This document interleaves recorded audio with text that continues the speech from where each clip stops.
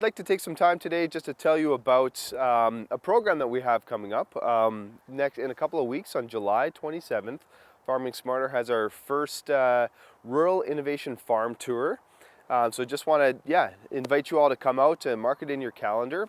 This is part of our Farm Resilience Mentorship Program, which really what it is, it's an opportunity to get agronomists and farmers together and just discuss and learn together about some of the things, some of the challenges here growing crops in southern Alberta, and some of the innovative solutions that some of the folks right here at home are using to try to combat some of the challenges to agriculture here. So so the Rural Innovation Tour, what it is we're going to hop on a bus. We're going to take half a dozen stops throughout southern Alberta, and we're going to look at some of the innovative things farmers and agronomists are already doing, that are trying to kind of do a better job of farming. And it's going to be a chance to have discussions with them, to sort of talk, what are the challenges, what are the successes, and we can kind of share ideas back and forth with folks that are trying different things in southern Alberta. So we'll be stopping at a farm that's direct seeding sugar beets into wheat stubble, so we'll get a chance to look at that.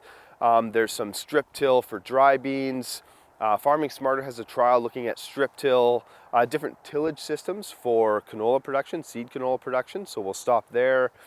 We have a trial that we've done on manure for corn, so looking at the difference between manure and no manure for corn emergence. So that's just a I guess a subsample of some of the things that we will be looking at.